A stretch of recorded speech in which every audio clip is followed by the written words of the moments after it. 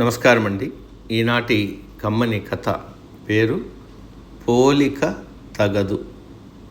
వినిపిస్తున్నది మీ విజయభాస్కర్. ఒకప్పుడు ఒక చిన్న గ్రామంలో గోపాల్ అనే కుమ్మరి ఉండేవాడు. అతడు మట్టితో అందమైన ప్రమిదలు, కుండలు తయారు చేసేవాడు. కానీ ఎంత కష్టపడినా అతనికి ఆశించినంత గుర్తింపు కానీ లాభం కానీ వచ్చేది కాదు. పొరుగు ఊరిలో ప్లాస్టిక్, స్టీలు పాత్రలు అమ్మే వ్యాపారులు రోజురోజుకు ధనవంతులవడం చూసి గోపాల్ మనసులో తీవ్రమైన అసంతృప్తి మొదలైనది.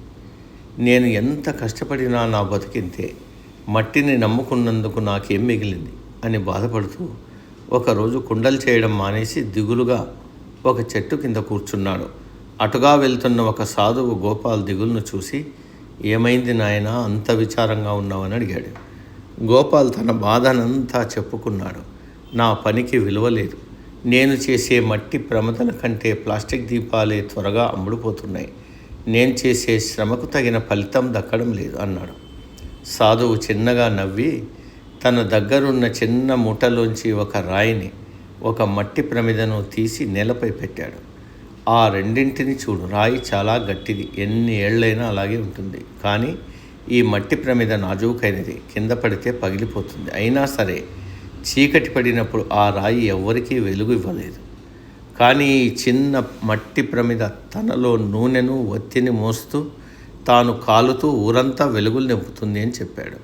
సాధువు ఇంకొంచెం ముందుకొచ్చి గోపాల్ భుజం తట్టి, నీ పని ఉద్దేశం కేవలం డబ్బు సంపాదించడమే కాదు, పండుగ రోజుల్లో ప్రతి ఇంటా వెలిగే దీపంలో నీ శ్రమ ఉందో, లక్ష్మీదేవి పూజలోని మట్టి ప్రమద ఉందో ఆలోచించు.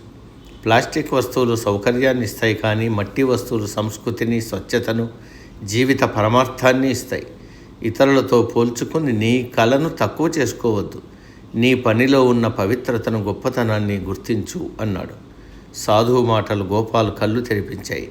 పోటీ ప్రపంచంలో తన ఉనికిని, తన కళ విలువను మర్చిపోయానని గ్రహించాడు. ఆ రోజు నుండి గోపాల్ అసంతృప్తిని వీడి మరింత ప్రేమతో, నైపుణ్యంతో మట్టి పాత్రలు చేయడం ప్రారంభించాడు. అతని మనసు ప్రశాంతతతో, ఆనందంతో నిండిపోయింది. ఈ కథలో ఏం తెలుసుకుంటున్నాం? మన విలువను పక్కన ఉన్న వారితో పోల్చుకుని ఎప్పుడూ తగ్గించుకోకూడదు.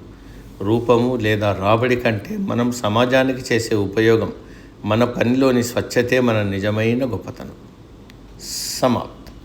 సర్వే జన సుఖినో భవంతు.